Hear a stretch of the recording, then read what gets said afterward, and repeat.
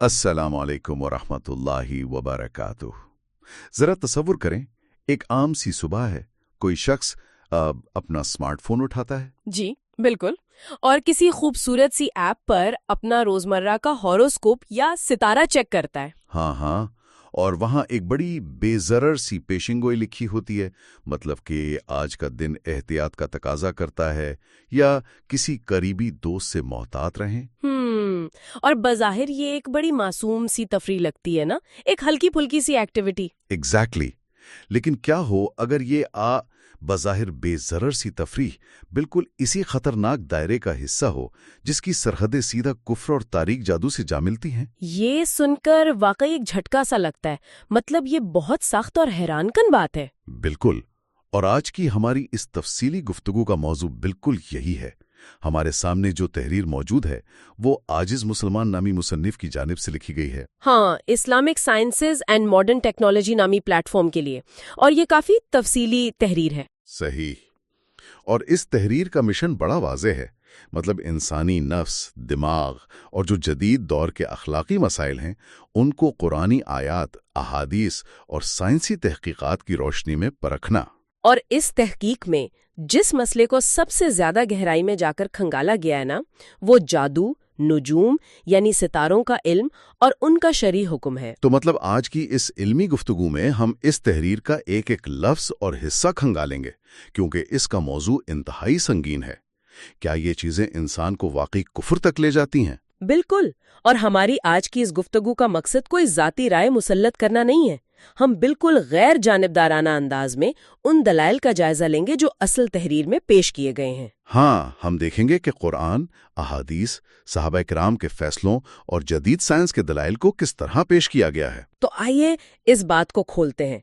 तहरीर का जो आगाज है ना, वो एक इंतहाई ताकतवर कुरानी दलील से होता है। जी, मुसन्निफ ने सीधा सूरतुल बकरा की आयत 102 का हवाला दिया है। एग्जैक्टली वो आयत जिसमें है कि वमा कफर सुलेमान वलाकिन्न शयातीन कफरू, यानी हजरत सुलेमान अलैहिस्सलाम ने कुफर नहीं किया बल्कि शयातीन ने कुफर किया जो लोगों को जादू सिखाते थे।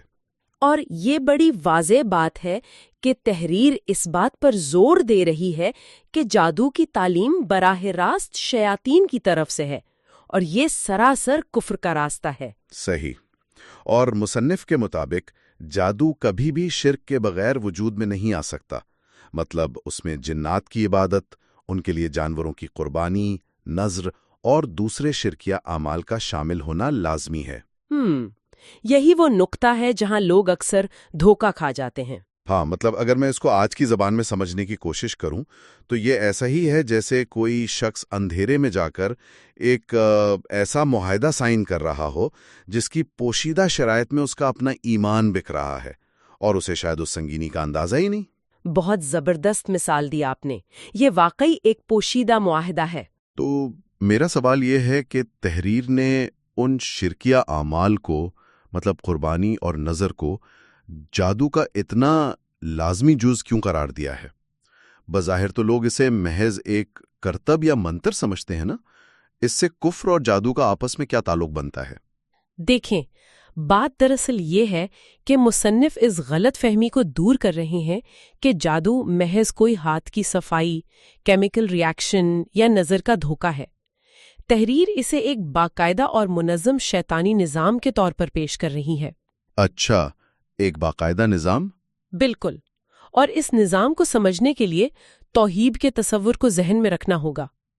तौहीद ये है कि कायनात का हर फैसला, हर नफ़ा और नुकसान सिर्फ एक रब के इख्तियार में है। बेशक। अब जब एक शख्स इस निज़ाम से हटकर चोर दरवाजे से कोई ताकत हासिल करना चाहता है या किसी को नुकसान पहुंचाना चाहता है, तो वो किनके पास जाता है? उन शैतानी कुव्वतों के पास। सही। और मुसन्निफ ये वाज़े करते हैं कि शैतान, जो कि अज़ल से इंसान का दुश्मन है, वो कभी भी मुफ्त में अपनी खिदमात पेश नहीं करता। उसकी एक ही कीमत है, और वो है अल्लाह की बगावत। वाह, मतलब शैतान का भी अपना एक रेट है और वो ईमान मांगता है। एग्जैक्टली। इसीलिए जादूगर को जिन्नात के लिए कुर्बानी देनी पड़ती है, उनकी ताजीम करनी पड़ती है। अब ये खालिस इबादात हैं, और जब ये अल्लाह के अलावा किसी और के लिए की जाए तो यही तो शिर्क है।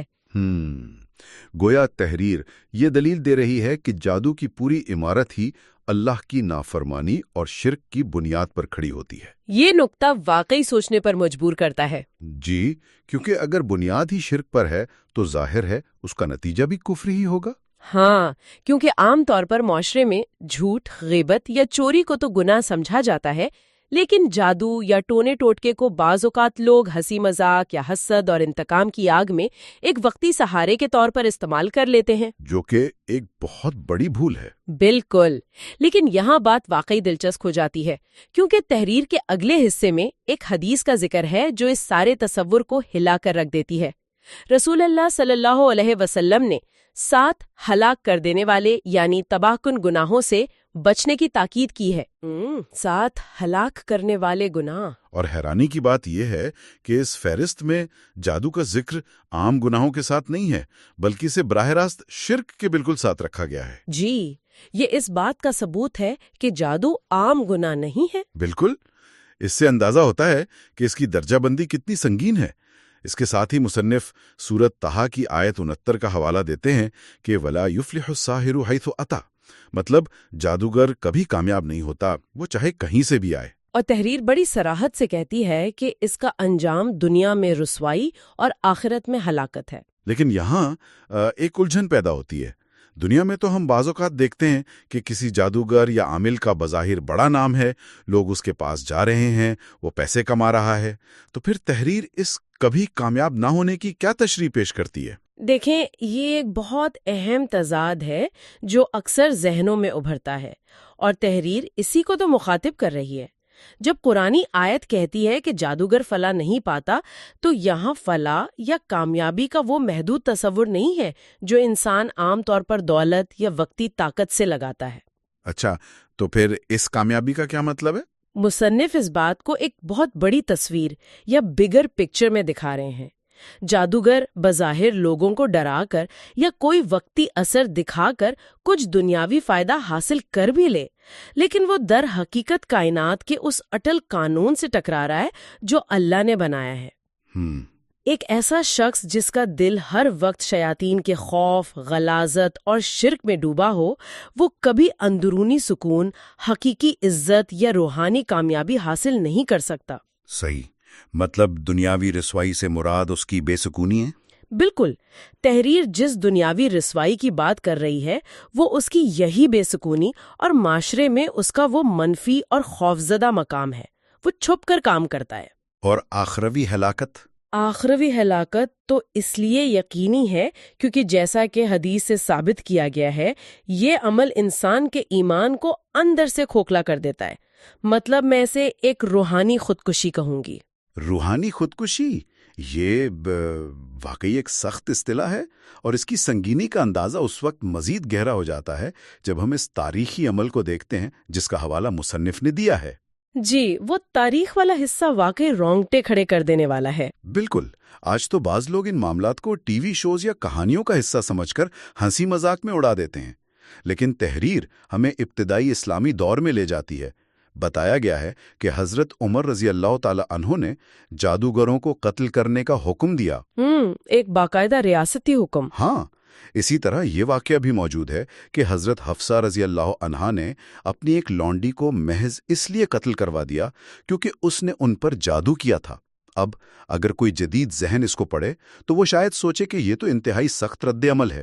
بظاہر تو ایسا ہی لگتا ہے، لیکن صحابہ کرام کے ان فیصلوں نے اسے محض ایک انفرادی گناہ نہیں بلکہ ایک ریاستی اور قانونی سطح پر انتہائی خطرناک جرم ثابت کر دیا۔ تحریر کا یہ حصہ ہمیں اس دور کی ذہنیت کے بارے میں کیا بتاتا ہے؟ دیکھیں، ان تاریخی حوالوں کا انتخاب تحریر کا ایک بہت ہی مضبوط حصہ ہے۔ مصنف دراصل یہ ثابت کرنا چاہتے ہیں کہ ابتدائی اسلامی معاشرہ جادو کو کس نظر سے دیکھتا تھا۔ وہ اسے محض کوئی معمولی غلطی نہیں سمجھتے تھے۔ بالکل نہیں، وہ اسے محض کسی شخص کی ذاتی غلطی یا وہم نہیں سمجھتے تھے۔ وہ اسے معاشرے کے اجتماعی ایمان اور توکل کے لیے ایک کینسر، ایک ناسور سمجھتے تھے جسے جڑ سے اکھاڑنا ضروری تھا۔ کینسر۔ آپ غور کریں کہ حضرت عمر رضی اللہ عنہ کی پہچان ان کا عدل اور انصاف ہے۔ اگر ان کی طرف سے اتنا سخت ریاستی فیصلہ آ رہا ہے تو اس کی وجہ کیا ہے؟ ظاہری بات ہے معاملہ سنگین ہوگا۔ مصنف کی دلیل کے مطابق اس کی وجہ یہ ہے کہ جادو معاشرے میں ایک متوازی طاقت کا خوف پیدا کرتا ہے۔ یہ لوگوں کو یہ سکھاتا ہے کہ شاید اللہ کے علاوہ بھی کائنات میں کچھ ایسی اندھی قوتیں ہیں جو انسان کی تقدیر بدل سکتی ہیں۔ اوہ، اور یہ تو سیدھا سیدھا توحید پر حملہ ہے۔ ایگزیکٹلی، یہ سوچ ایک توحید پرست معاشرے کی جڑوں پر حملہ ہے۔ یہ ریاست اور عقیدے دونوں سے غداری کے مترادف تھا، اس لیے اس کینسر کو پھیلنے سے پہلے ہی کاٹ دینا ضروری سمجھا گیا تاکہ لوگوں کا بھروسہ صرف ایک اللہ کی ذات پر قائم رہے۔ واہ!